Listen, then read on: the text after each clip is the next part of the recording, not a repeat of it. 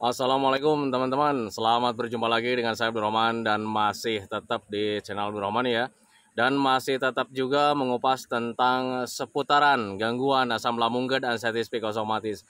Nah, di session kali ini saya akan share video tentang bagaimana cara menguatkan mental gitu teman-teman ya. Karena jujur ya, untuk orang-orang yang terkena gangguan asam lambung dan anxiety psikosomatis, mentalnya itu menjadi mental tempe. Nah itu teman-teman, jadi hal apapun itu selalu ditakutkan ya. Jangankan hal-hal yang sangat besar teman-teman ya, hal-hal sepele saja kadang membuat kita takut. Nah itu teman-teman, nah, makanya disitulah orang-orang yang terkena gangguan asam lambung dan anxiety psikosomatis itu mentalnya ngedrop menjadi mental tempe. Dan kemudian bagaimana cara menumbuhkan mental kita itu menjadi mental baja lagi, sehingga kita itu ya teralihkan ya, ketakutannya teralihkan, kemudian kita itu mulai berani lagi terhadap apapun gitu teman-teman ya.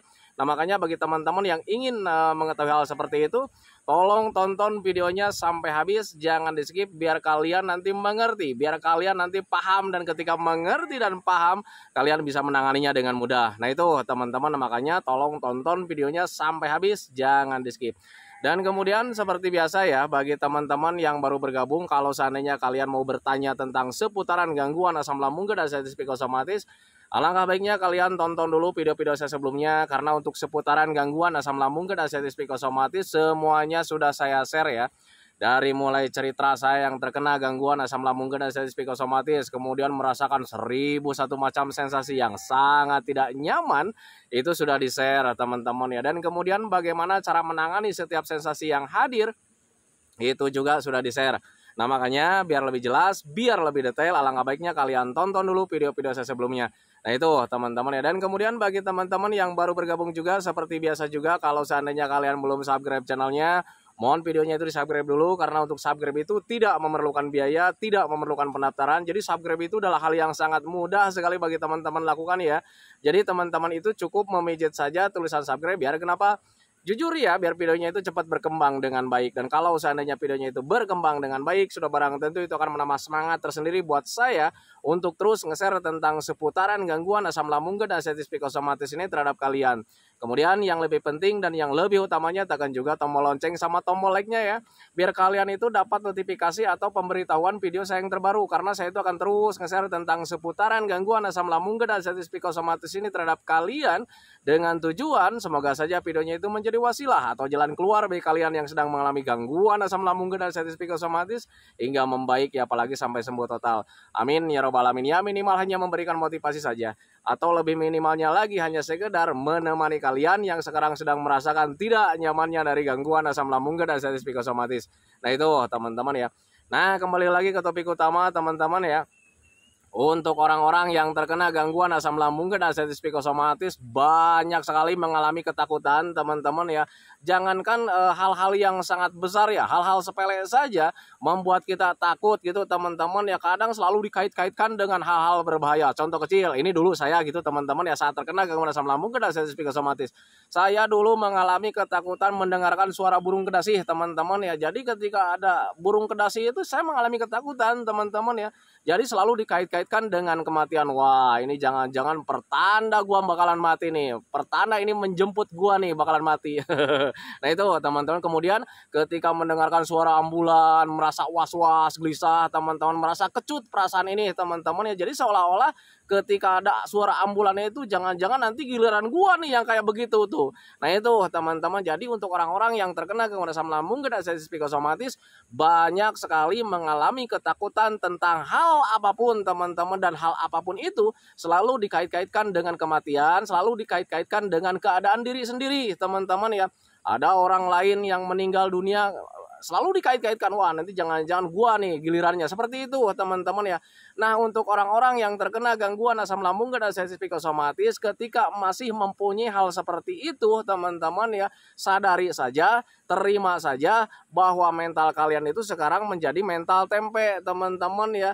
Jangan marah teman-teman, karena dulu juga saya mengalami seperti itu teman-teman ya. Sadari saja gitu teman-teman, terima saja kalau seandainya mental kita itu menjadi mental tempe.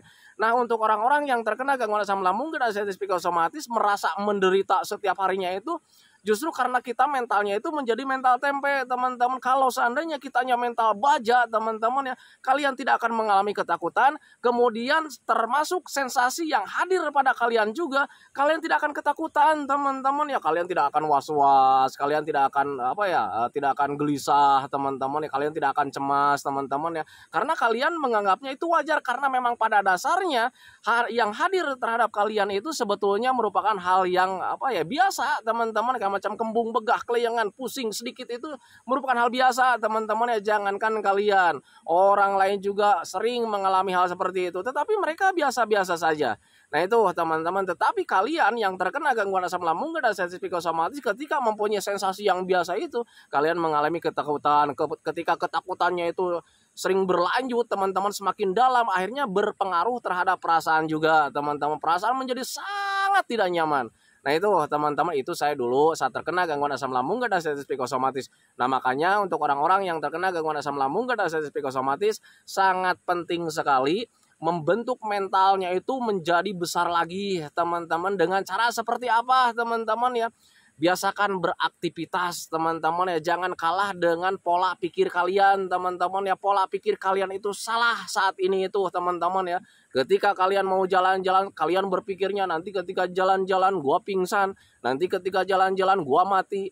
Nah itu teman-teman ya, bekerja sedikit saja kalian mengalami cemas, was-was gitu, teman-teman. Ada perasaan lemes sedikit saja, kalian mengalami cemas, kalian mengalami ketakutan. Kenapa nih gue sekarang lemes nih? Padahal itu merupakan hal wajar ketika sedang beraktivitas, teman-teman ya. Nah itu, makanya pahami saja ke sana. Jadi untuk orang-orang yang terkena gangguan asam lambung dan sensitif psikosomatis, ketika kalian membentuk mentalnya itu menjadi besar lagi, teman-teman ya, sensasi apapun yang hinggap di kalian itu, kalian tidak akan mengalami ketakutan, teman-teman. Dan kalian juga ketika sensasi itu hadir, pikiran kalian itu bakalan terbuka, teman-teman. Contoh kecil, ketika kalian beraktivitas nih ya, ketika kalian beraktivitas kemudian ada perasaan lemah, letih, lesu, mudah capek, kalian tidak kebingungan lagi, kalian tidak mengalami ketakutan lagi, teman-teman ya, karena mentalnya sudah menjadi mental baja. Ketika mental baja, kalian berpikirnya itu sudah berpikir wajar gitu, teman-teman ya. Wah, ini udah lemes nih, nggak apa-apa. Barusan kan lagi beraktivitas.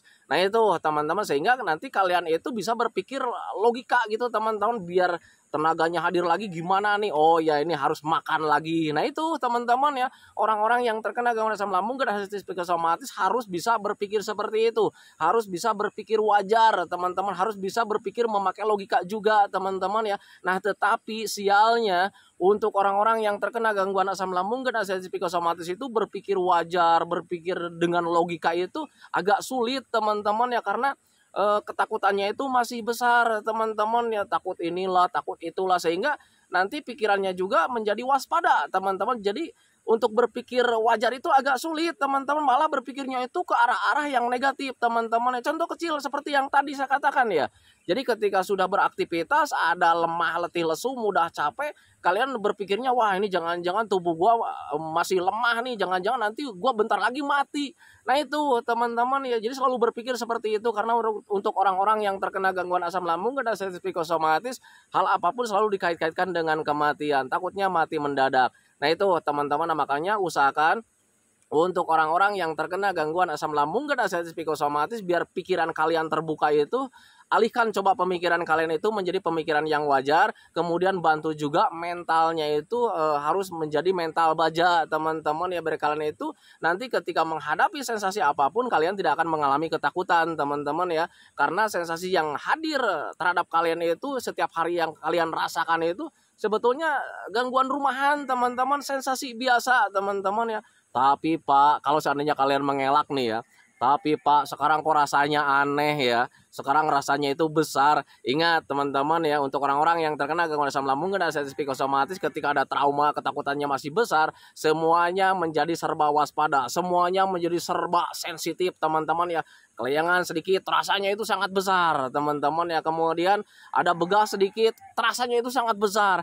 Karena sensitifnya itu masih besar, teman-teman ya. Nah itu karena akibat dari ketakutannya yang masih besar.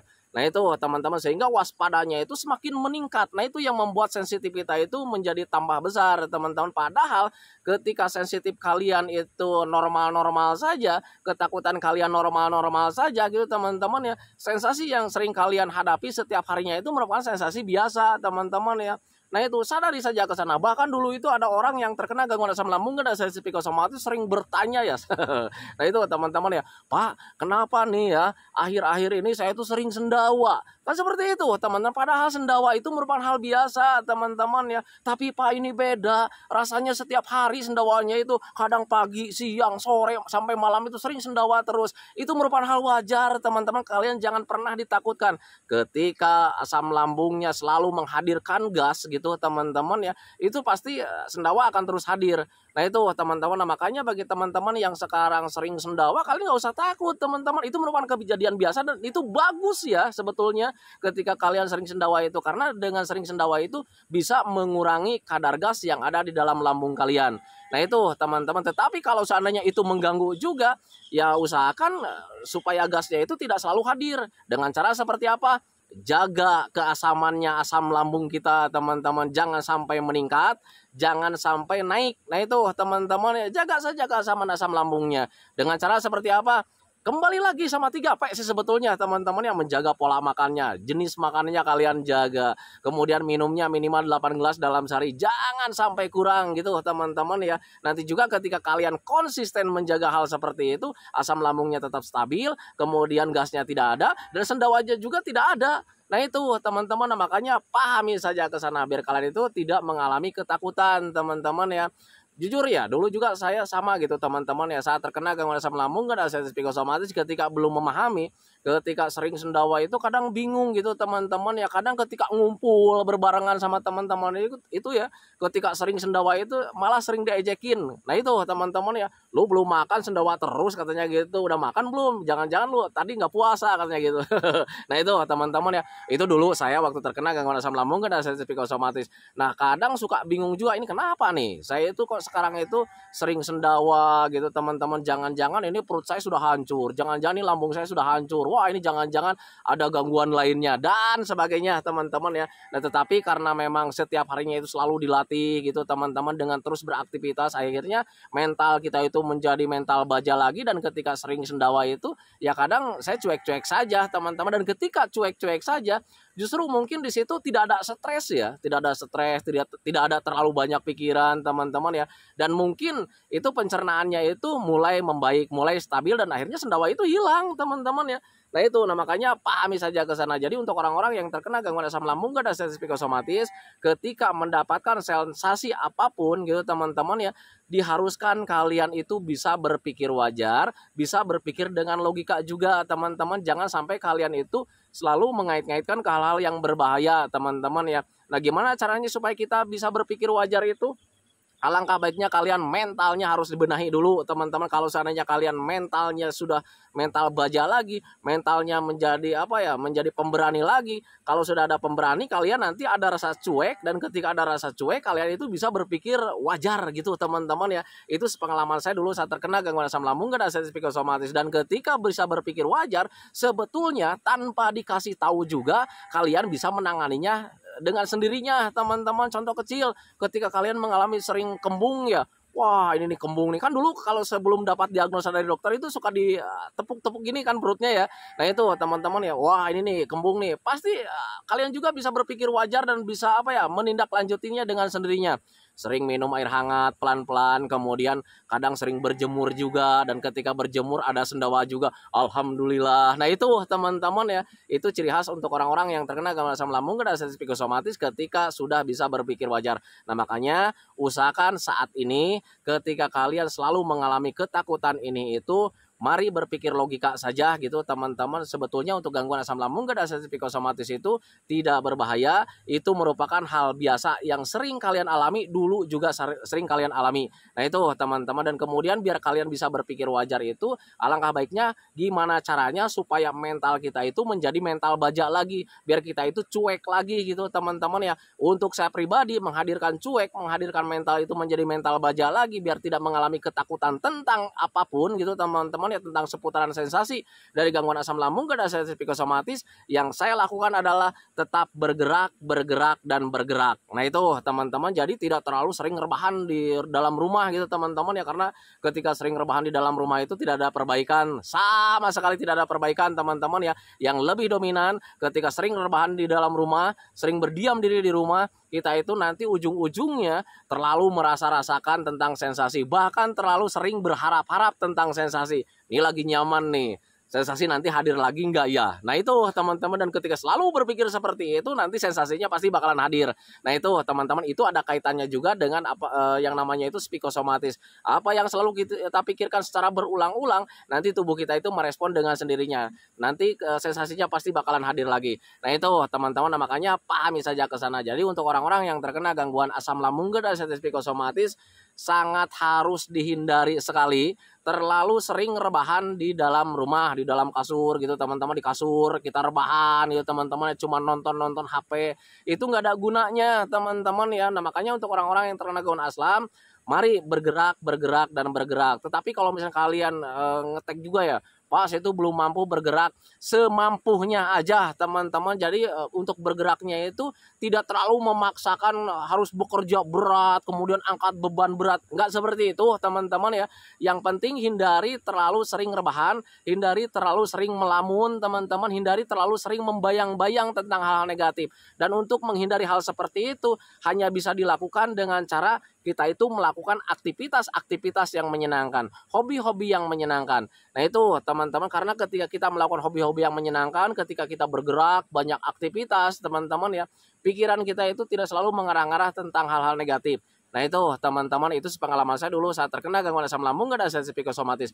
Memang jujur ya, di awal-awal untuk beraktivitas itu agak sulit teman-teman. Jadi ketika tetap beraktivitas itu, sensasi itu terus hadir, kemudian ketakutan itu juga terus hadir teman-teman. Tetapi ketika mulai dipaksakan gitu teman-teman ya, ada rasa tidak nyaman, gua belajar masa bodoh saja, karena kita sudah makan, sudah minum, that's it, beres, jalan saja teman-teman. Tetapi untuk melakukan aktivitas itu di awal-awal tetap ya hadir ya sensasi itu, ada rasa tidak nyaman, was-wasnya gitu teman-teman ya. Nah tetapi ketika mempunyai perasaan itu, harus kalian itu harus selalu menanamkan dalam pikiran, harus mengatakan juga dalam pikiran bahwa ini tidak akan apa-apa, karena memang pada dasarnya tidak akan apa-apa. Nah itu teman-teman, kalau seandainya kalian ngeyel juga, wah ini Pak takutnya nanti menyebabkan kematian, tengok kejadian di awal-awal saat terkena gangguan asam lambung dan sensitif psikosomatis sampai detik ini, apa kalian sudah terkena apa-apa? Kan tidak teman-teman ya, sampai detik ini kalian masih menderita teman-teman. Nah makanya biar kalian itu penderitaannya cepat berakhir, makanya mulai dari sekarang tetap lakukan metodenya, kemudian selanjutnya bergerak dan bergerak dan bergerak. Nah itu teman-teman, biar kalian itu ya mentalnya terpupuk kembali tanpa disadari. Justru di situ imun kita itu tambah kuat lagi dan semuanya menjadi kembali terbiasa kembali. Nah itu teman-teman, jadi untuk orang-orang yang terkena gangguan asam lambung dan sensitif psikosomatis, sebetulnya semuanya juga butuh pembiasaan teman-teman ya. Nah untuk pembiasaan itu jangan dinanti-nanti, mulai dari sekarang gitu teman-teman ya, karena perbaikan dari gangguan asam lambung dan sensitif psikosomatis itu berbeda dengan gangguan yang lainnya. Gangguan yang lainnya itu kita mungkin hari ini kita konsumsi obat, selang 2 hari 3 hari kita sembuh total, tidak seperti itu teman-teman ya. Untuk gangguan asam lambung dan sensitif psikosomatis, jadi perbaikannya itu perlahan-lahan gitu teman-teman. Nah makanya untuk gangguan asam lambung dan sensitif psikosomatis itu perbaikannya itu ada jangka waktu ya, dan jangka waktu itu sebetulnya tergantung daripada siapa orangnya. Nah itu teman-teman, nah makanya bagi teman-teman yang sekarang masih malas melakukan hobi-hobi yang menyenangkan, masih malas melakukan aktivitas-aktivitas yang menyenangkan, lakukan dari mulai sekarang, jangan pernah dinanti-nanti. Jadi biar kalian itu mentalnya cepat tumbuh lagi, keberanian kalian itu hadir lagi, kemudian rasa cueknya hadir lagi, dan ketika ada rasa cuek hadir, nanti pikiran kalian itu bisa berpikir wajar, bukan berpikir ke hal-hal negatif. Nah itu teman-teman, dan ketika kalian sudah bisa berpikir wajar, nanti juga kalian itu ya gangguan asam lambung dan sensitif psikosomatis itu terasa tidak berat gitu teman-teman, karena memang pada dasarnya sebetulnya bukan gangguan berat. Nah itu teman-teman, makanya pahami saja ke sana. Nah itu teman-teman ya. tentang seputaran bagaimana cara melatih mental agar kalian itu menjadi mental baja lagi. Alangkah baiknya kalian sering melakukan aktivitas yang menyenangkan, sering melakukan hobi-hobi yang menyenangkan, biar semuanya itu kembali seperti semula kayak dulu lagi teman-teman. Walaupun di awal-awal kalian melakukan aktivitas itu ada rasa tidak nyaman, tetapi perlu kalian lanjutkan gitu teman-teman ya, karena jujur ya, apapun yang kalian rasakan itu tidak berbahaya sama sekali, hanya mengganggu saja gitu teman-teman. Nah, makanya jangan kalah sama sensasi, lakukan terus aktivitasnya biar mental kalian menjadi mental baja lagi, biar kalian itu cepat sembuh total dari gangguan asam lambung dan anestesi psikosomatis. Nah itu teman-teman, nah, makanya pahami saja ke sana. Nah itu teman-teman ya videonya, semoga saja videonya itu menjadi wasilah buat kalian, semoga saja videonya itu menjadi pencerahan buat kalian ya, minimal hanya sekedar menemani kalian lah yang sekarang sedang merasakan tidak nyamannya dari gangguan asam lambung dan anestesi psikosomatis. Kemudian seperti biasa sebelum saya akhiri videonya, saya selalu mendoakan sama teman-teman itu, semoga saja teman-teman itu cepat sehat lagi, cepat sembuh lagi, cepat kembali lagi keadaan kalian yang dulu, baik semangatnya, moodnya, tertawanya, pokoknya kehidupan kalian yang berwarna itu semoga saja cepat kembali lagi, karena memang saya yakin 100% bahwa keadaan kalian yang dulu itu sangat dirindukan sekali. Nah itu teman-teman, kemudian doakan saya juga teman-teman ya, agar saya itu tetap sehat, tetap kuat, tetap ceria, agar masih bisa tetap menemani kalian. Nah itu teman-teman, saya hentikan videonya teman-teman ya. Assalamualaikum warahmatullahi wabarakatuh.